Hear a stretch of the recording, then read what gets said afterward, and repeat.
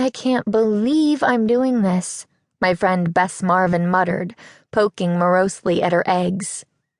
George Fane, my other friend and Bess's cousin, elbowed her and grinned.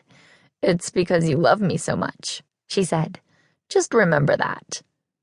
We were all eating breakfast at the quaint inn where our upcoming 3-day bike tour around the scenic, sprawling Mystic Lake Park was about to start.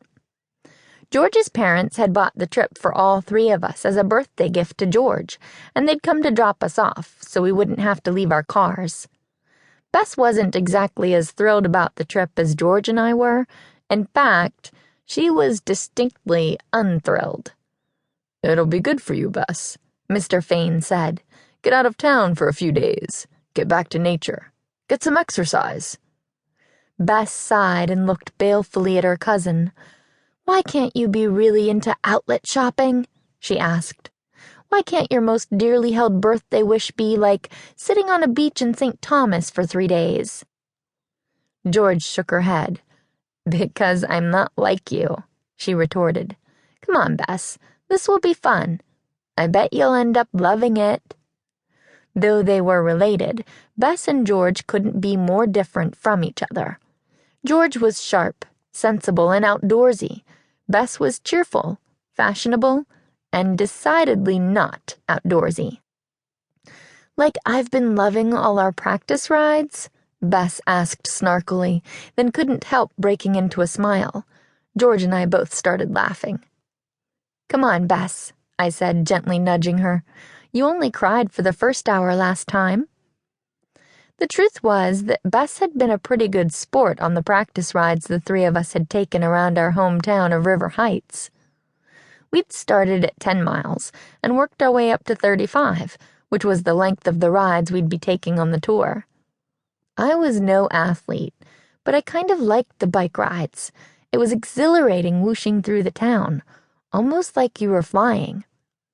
I'd been sore for days after the first couple of rides, but gradually I'd gotten stronger. After our last ride, I hadn't had to take even 1 aspirin. "Oh, look," said George, pointing at a tall honey-blonde girl who'd just stepped into the dining room. She was wearing bike shorts and a slim tank top, and her hair was pulled back into a sleek, low ponytail.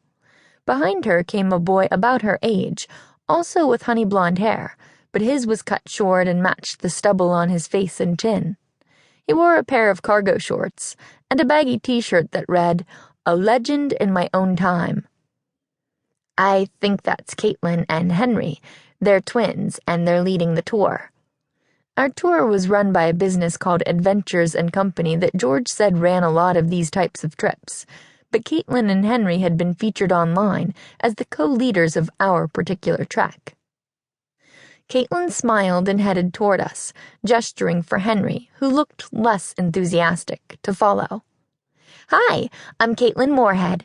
Are you all here for the bike tour?" "We are," said Bess, standing and offering her hand. "I'm Bess Marvin, and this is my cousin George Fane and my friend Nancy Drew." Caitlin and Henry shook each of our hands. "Welcome," said Caitlin. "I think we're going to have a lot of fun." She smiled, but I couldn't help noticing that there was something tense behind her smile. Then again, maybe I was reading too much into it. I have a tendency to do that sometimes. See, my thing is solving mysteries. My friends love to tease me about it, but they're always happy to join me in cracking a case. Together, we've snagged more than our fair share of crooks in River Heights. If there was something odd in Caitlin's expression, Mr. Fane didn't seem to notice. "I'm Russ Fane, George's dad," he said. "Nice to meet you," Caitlin said, shaking his hand. "It's beautiful up here, isn't it?" Mr. Fane smiled, but his expression quickly turned serious. "And what are the safety procedures on a trip like this?" he asked. "What if, for example, there were an emergency?" Caitlin nodded, looking unruffled. "Well, I'll always have my satellite phone with me, so we can contact emergency services even when we can't get cell service," she said. The website for the tour had made it very clear there was little, if any, cell service in the Mystic Lake region. But I've also taken several courses in first aid, including CPR and child CPR.